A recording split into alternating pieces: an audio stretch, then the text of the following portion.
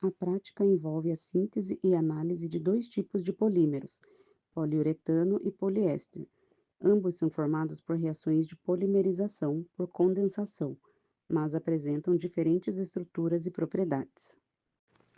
O poliuretano é formado a partir da reação entre poliol e um isocianato, resultando em um polímero que pode apresentar diferentes formas e consistências, dependendo das proporções dos reagentes. Já o poliéster é produzido por uma reação de esterificação entre o ácido carboxílico e um álcool, podendo ser linear ou ramificado. A polimerização ocorre entre um grupo poliol, que possui grupos hidroxilas, e o isocianato, que possui um grupo NCO. Quando misturadas, elas transformam ligações uretano liberando CO2, que provoca a expansão do material. Com proporções iguais, a espuma expandiu uniformemente. Quando aumentamos o poliol, a espuma ficou mais leve e porosa. Já com mais isocianato, o material se tornou mais rígido e compacto. A expansão do poliuretano ou aumento do seu volume ocorre devido à reação do isocianato com a água para produzir o dióxido de carbono, CO2. O gás CO2 cria bolha no material na formação, expandindo assim o seu volume.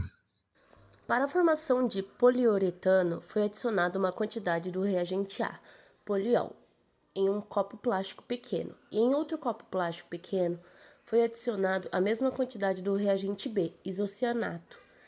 Foi despejado o reagente A e o B em um copo maior e misturado com um bastão de madeira.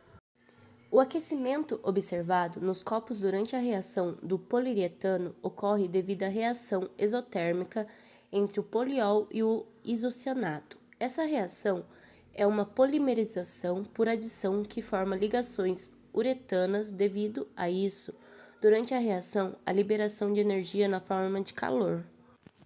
As variações na proporção de poliol e isocianato afetam a polimerização. Excesso de poliol gera um material mais flexível, pois aumenta as ligações de hidrogênio entre os grupos OH. Excesso de isocianato torna o material mais rígido e denso, pois há mais reticulação. Proporção equilibrada. Forma um polímero com propriedades controladas. Por que essa polimerização é chamada de expansão? Porque durante a reação ocorre a liberação de dióxido de carbono, devido à presença de água que reage com o isocianato, formando gás. Esse gás provoca a formação de bolhas dentro do material, expandindo o volume da espuma. Reação da água com o isocianato. O volume aumentou, pois a reação libera dióxido de carbono, criando bolhas na estrutura, o que expande a espuma. A temperatura aumentou, pois a reação de polimerização do poliuretano é isotérmica, que libera calor. Poliuretano é um polímero versátil utilizado em várias aplicações, como espuma rígidas, como exemplo, isolamento térmico em geladeiras e construção civil. Espumas flexíveis, exemplo, almofadas, colchões estofados de carros.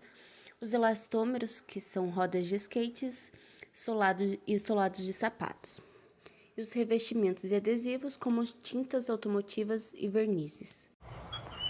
Função do acetato de sódio na reação. O acetato de sódio é utilizado como catalisador ou regulador do pH na polimerização, auxiliando na velocidade da reação e na estabilidade térmica do processo. A elasticidade depende da estrutura molecular da presença de ligações cruzadas do polímero. Conclusão do poliuretano. A reação entre poliol, OH e isocianato, NCO, resultou na formação de ligações uretano, responsáveis pelas propriedades mecânicas do polímero durante a polimerização.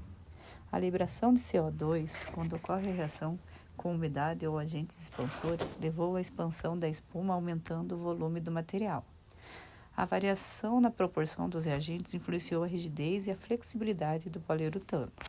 Formação equilibrada de espuma estável, excesso de poliol, polímero mais flexível, menor reticulação, excesso de isocianato, material mais rígido com maior reticulação e menor expansão. O aumento da temperatura e do volume observados na reação confirmam a natureza isotérmica do processo. O éster é obtido por meio da reação entre um diácido, como ácido fitálico ou ácido adípico, e um diol, como o etileno glicol. Essa reação ocorre por condensação com a eliminação de uma molécula de água para cada ligação éster formada. Poliéster linear. Pesou-se 2 gramas de anidrido fitálico. Em seguida, foi adicionado em um tubo de ensaio 0,1 gramas de acetato de sódio e 0,8 ml de etileno glicol. Poliéster linear. Pesou-se 2 gramas de anidrido fitálico. Em seguida, foi adicionado em um tubo de ensaio 0,1 gramas de acetato de sódio e 0,8 ml de etileno glicol. Poliéster linear. Pesou-se 2 gramas de anidrido fitálico. Em seguida, foi adicionado em um tubo de ensaio 0,1 gramas de acetato de sódio e 0,8 ml de etileno glicol. Diferença entre poliéster linear e ramificado. Poliéster linear possui uma estrutura contínua e flexível, resultando em polímeros mais maleáveis. Exemplo, o PET, polietileno tereftalato. Poliéster ramificado tem pontos de ramificação devido ao uso de monômeros com mais de 2 funções reativas, tornando o material mais rígido. Poliéster linear, formado pelo etileno glicol, possui cadeias longas e contínuas, o que permite que ele forme fibras e seja mais maleável. O poliéster ramificado, formado pela glicerina, tem ligações cruzadas, tornando mais rígido e quebradiço. É um polímero linear, menos viscoso, com aparência mais clara. Aquece e forma um material que pode gerar fibras quando puxado com um bastão de vidro. Produz um polímero mais flexível. No tubo 2, glicerina mais anidrido fitálico.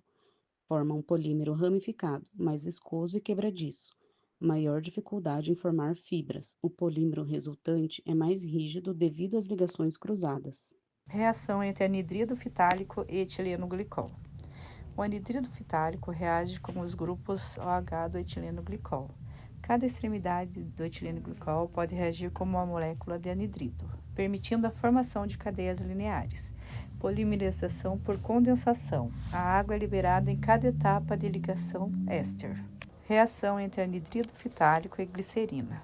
A glicerina possui 3 grupos de hidroxila, o que permite mais de 2 pontos de ligação com moléculas de anidrido fitálico. Isso favorece a formação de ramificações na cadeia polimérica. A reação forma uma rede tridimensional reticulada, resultando em um polímero menos flexível. Classificação do poliéster em termos de elasticidade. Elastômeros de poliéster são altamente flexíveis e retornam à forma original após a deformação, usados em fibras e tecidos elásticos. Os termoplásticos de poliéster têm baixa elasticidade, mas podem ser moldados e reciclados. Exemplo, o PET. Resinas de poliéster são rígidas e flexíveis, usadas em compósitos e vernizes. A prática permitiu observar como a estrutura dos monômeros influencia diretamente a formação e as propriedades dos poliésteres. A reação do anidrido fitálico com o etileno glicol resultou em um poliéster linear, com menor viscosidade e maior facilidade na formação de fibras. Devido à disposição regular das cadeias, já a reação com glicerina pode possuir 3 grupos de hidroxila, gerou um poliéster ramificado, mais rígido e viscoso, dificultando a formação de fibras. Essa diferença está relacionada à geometria molecular dos alcoóis utilizados, demonstrando na prática como a química estrutural interfere no comportamento físico dos polímeros obtidos por polimerização por condensação.